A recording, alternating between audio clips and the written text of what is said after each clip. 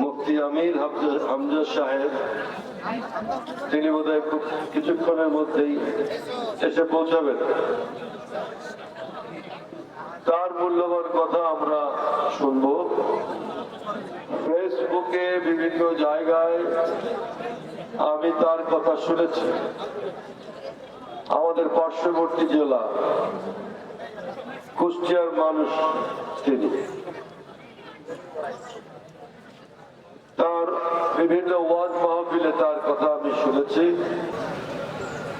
গত সরকারের আমলে আপনারা জানেন এই ওয়াজ মাহফিলে তার কথা বলার কারণে তাকে দীর্ঘ সময় কারাবাস যাপন করতে হয়েছে। শুধু আমাদের আমির হামজা সাহেব নন, আপনারা জানেন বাংলাদেশে বিগত 17 বছরে আমাদের বিভিন্ন মসজিদের ইমাম সাহেব, বিভিন্ন আলেম বুজুর্গ যারা ছিলেন, তাদের উপরে কি হয়েছে না হয়েছে আপনারা জানেন। আপনারা জানেন শাপলা চত্বরে কি হয়েছিল। শাপলা চত্বরের মানুষকে কিভাবে হত্যা করা হয়েছে, কিভাবে নির্যাতন করা হয়েছে আপনারা জানেন। 17 বছরে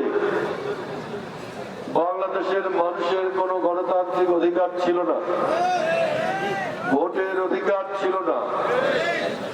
রাষ্ট্র চালাবে কি? সেই রাষ্ট্র চালাবে হচ্ছে জনগণ। জনগণ মত দিয়ে তাদের প্রতিনিধি নির্বাচিত করবেন,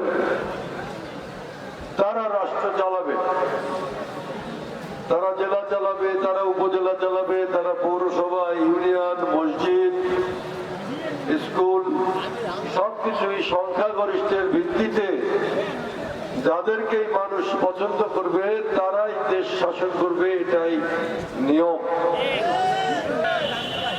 কি বলেছেন যে আল্লাহ নিশ্চয়ই এর একটা ফয়সালা এক সময় করবেন।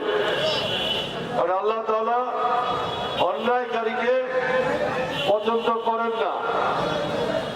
আল্লাহ তাআলা অন্যায়কারীকে ধ্বংস করেন। তাই শেখ হাসিনা এখন ধ্বংস হয়েছে নাকি?